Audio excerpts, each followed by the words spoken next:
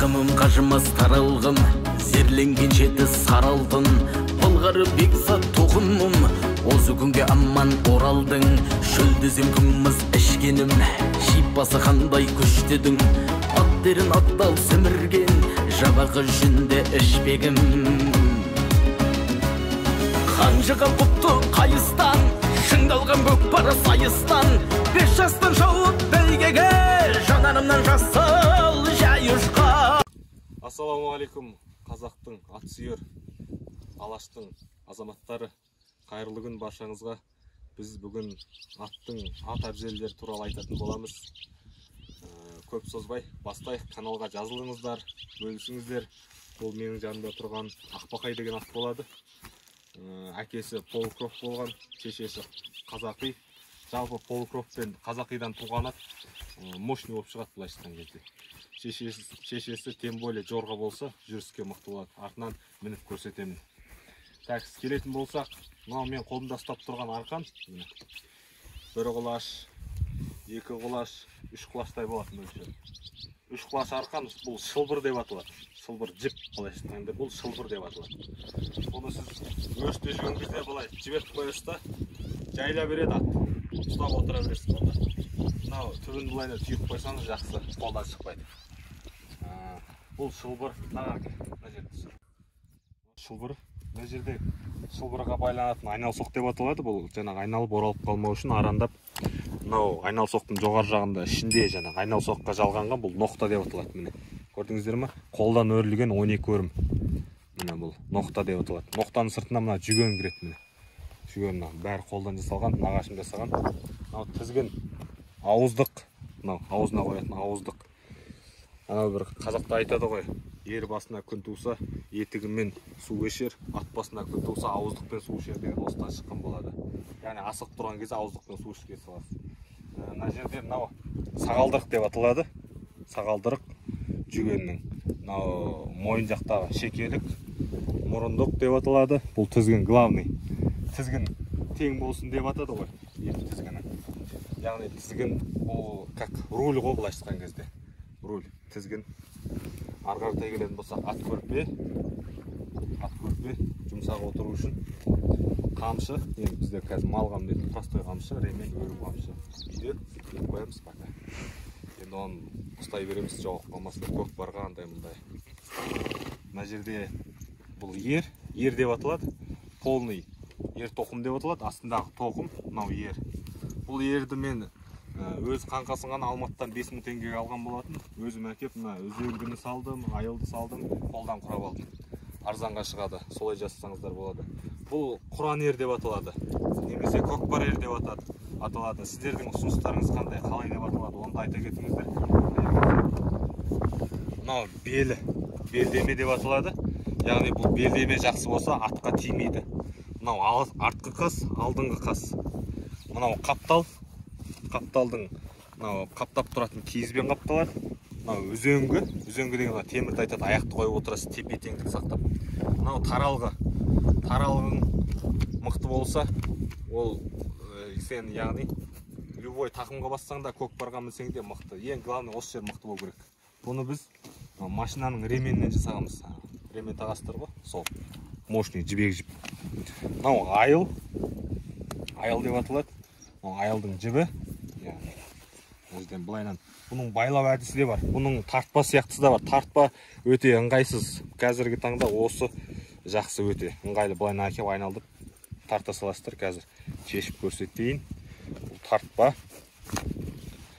деп те атайды бір жерлерде. Біз енді айыл деп айтамыз.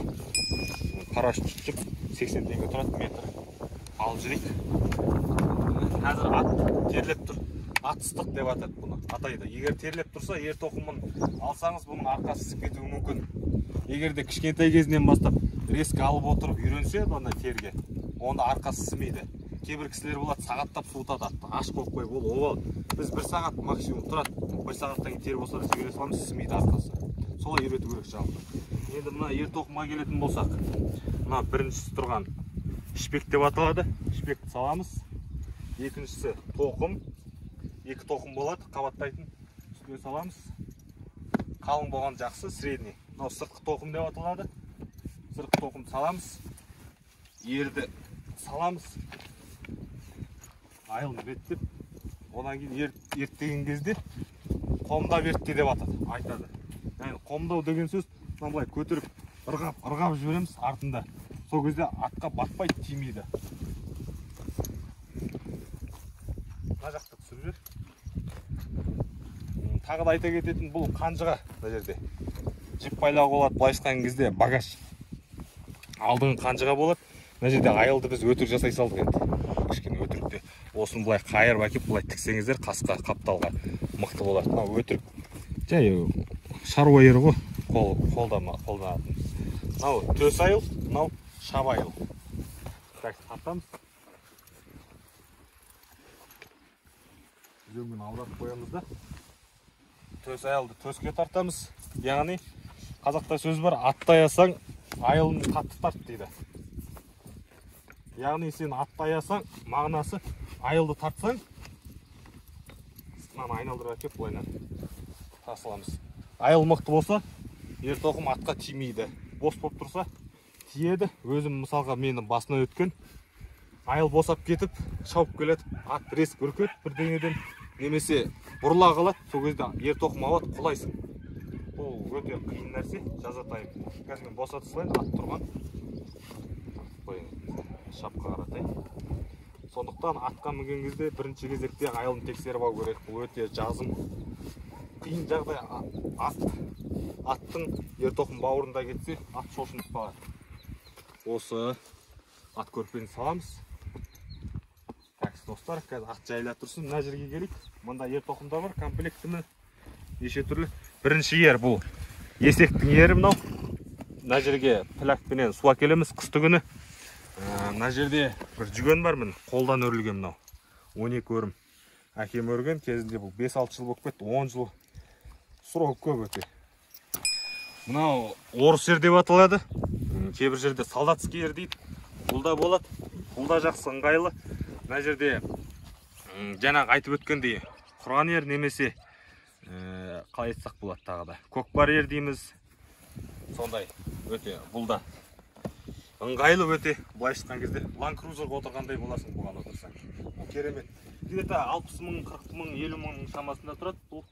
Бұл да міне құйысқан бар. Ана жаңағы көрсеткен ер тоқымда құйысқан жоқ. Бұл құйысқан құйрығына тағылады. Алдыда өмілдірігі бар. Шешіп тастағанбыз. Өмілдірікпен алдар тең болады яғни. Мынау где-то 40-50 мың шамасында тұрады. Мынау бұнда кезінде 40 мың, 30 мың қалғанбыз. Мынау енді қолдан жасалған. Жаңағы айтқан 10 мың, 5 мыңдық ер тоқым. Енді қазір мен сіздерге айтқандай ақ бақайға мініп көрсетейін жорғасын. Оппа. Қазір сүртпейін. Сен сүре бір.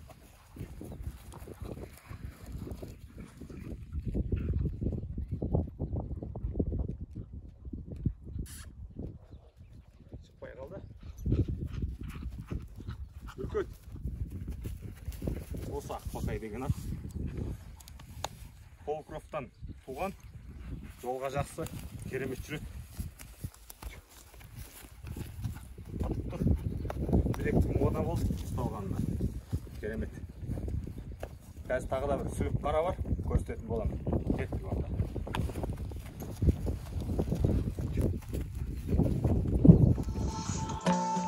Құрметті достар, қалай каналға жазылам десеңіздер, сіздер үшін арнайы көрсетейін. Төмен жақта агрокәсіп деген жазылып тұр, көрдіңіздер ма? Оң жақта подписаться деген батырма тұр. Осы батырманы басамыз. Басқаннан кейін сіз каналға жазыласыз. Оң жақта колокольчик тұр, қоңырауша, соны жоғары жағын басып белгілеп қоясыз. Сол кезде сізге келесі видеолар келіп отырады. Олай болса, жазылыңыз дәл қазір.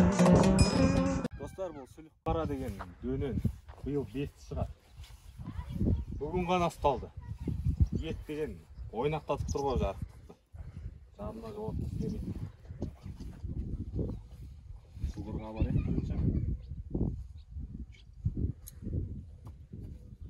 Бұған ноқта салған жоқпыз. Неге дейсіздер ғой?